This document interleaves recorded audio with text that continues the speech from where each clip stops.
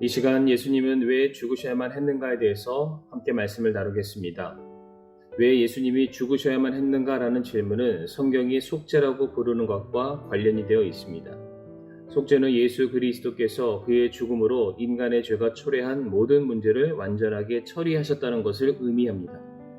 속죄라는 단어는 히브리어로 카파르라고 읽으며 그 뜻은 덮는 것을 말합니다.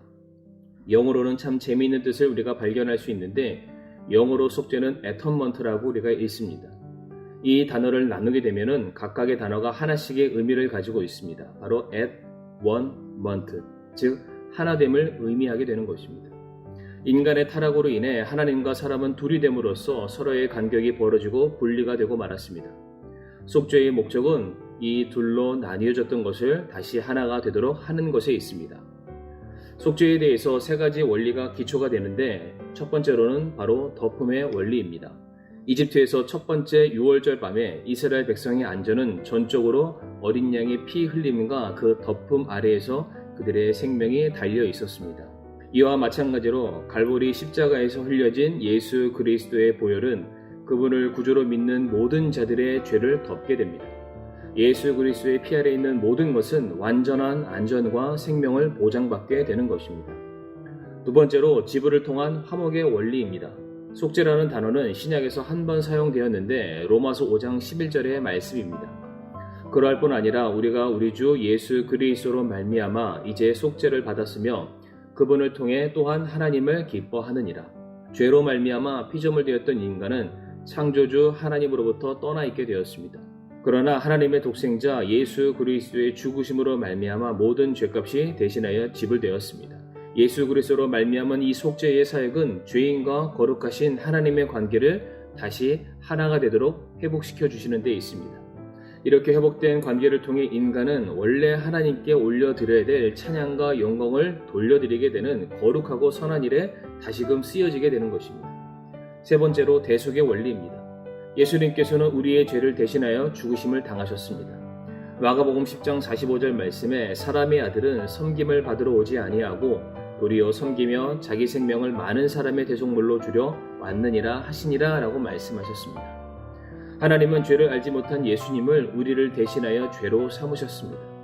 이것은 곧 그리스도를 그의 죽음에 있어서 죄인들과 동일시하시는 것을 말합니다.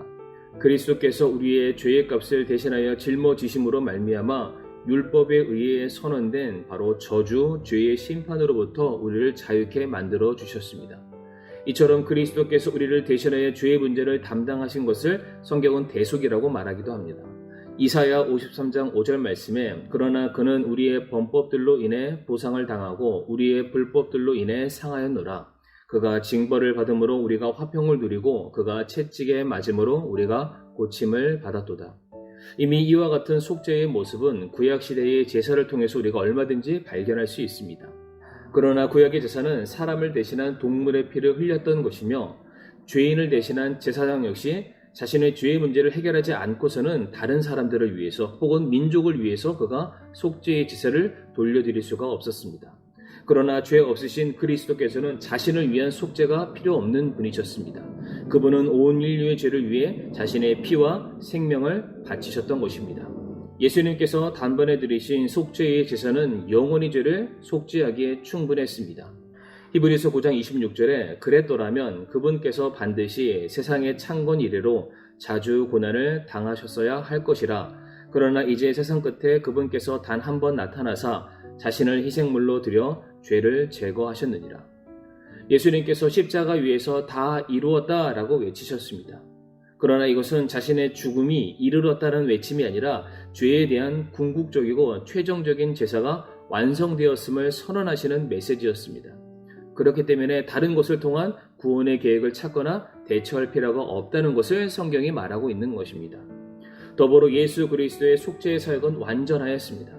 십자가 위에서 완성된 속죄로 인해 더 이상 그리스도의 죽음이 반복될 필요가 없습니다.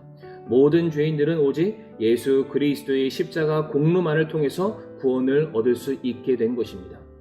그러므로 예수 그리스도께서 담당하신 속죄의 사역은 결코 헛되다 말할 수 없습니다.